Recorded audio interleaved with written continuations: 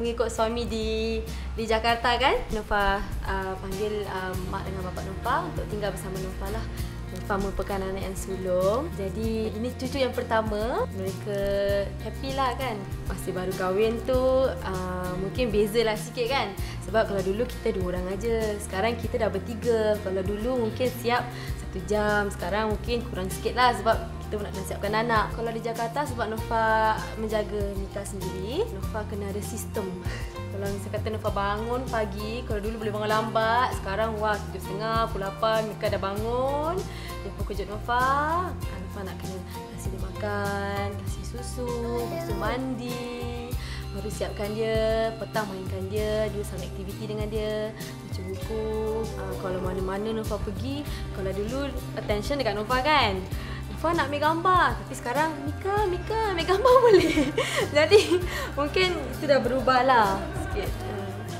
Nova memang menjaganya sendiri kan kalau di Jakarta. Jadi memandangkan Nova ikut suami, cabarannya mungkin Nova nak kena balik sendiri, naik kapal terbang sendiri. Nova dengan dia 2 orang aja. Dan kalau di sana Nova tidak mempunyai pembantu. Tak mudah lah bagi Nova rasa.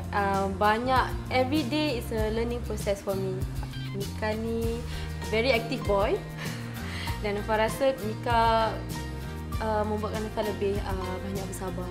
Secara keseluruhannya, kehidupan sangat berbeza. Sekarang Nova mempunyai seseorang yang depending on me. Nova rasa sangat-sangat berguna. Nova sangat rasa sangat diperlukan oleh seseorang. Dan it's a whole new meaning for me. Mungkin semua ibu akan rasakan yang paling manis sekali. Mungkin bagi Nova lah, waktu dia mula nak bertapak. Masa tu kalau dia jatuh kan, kita rasa macam alamak, anak kita jatuh, we feel very worried. Tapi bila Pak dia dah berjalan, dah berlari, dah boleh panggil mak, kita rasa it's a new adventure kan. Tengok macam ni. Sit down. Okay. At this point of time, Nova lebih prioritize keluarga kan. Kerana Nova rasa masa-masa bersama Mika tak akan berulang.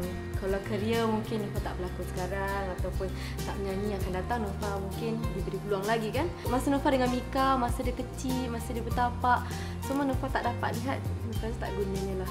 Nova rasa sekarang ni semenjak dia dah berjalan kan, dia asyik tendang bola je. Cakapnya tak nak berjalan, tendang bola. Nova sokong dengan apa sekalipun yang dia nak lakukan.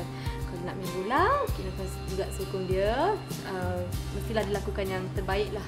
Nova tak harapkan, kalau boleh Nova cakap dia, Mika don't be footballer, be pilot ke, astronaut ke, doktor ke Sebagai isteri kan, Nova lihat bagaimana suami Nova bekerja. Sebagai pemain bola sepak, mungkin kerjaya mereka tidaklah sepanjang 40 lebih masih boleh berlari kan. Kalau dia nak ikut jejak langkah, menyanyi ke, berlakon ke, Nova tak boleh halang lah kan. Sebab itu merupakan minat Nova juga kan. Mana tahu kadang-kadang kalau mana tumpahnya kuah kan, kalau tak nak ke nasinya kan. Jadi Nova tak boleh halang lah. Kalau boleh Nova nak yang terbaik lah untuk Mika. Pengorbanan seorang ibu tidak ternilai ganjarannya. Jadi Nova ingin mengucapkan selamat Hari Ibu kepada semua ibu-ibu di sana dan teruskan bersama Suria.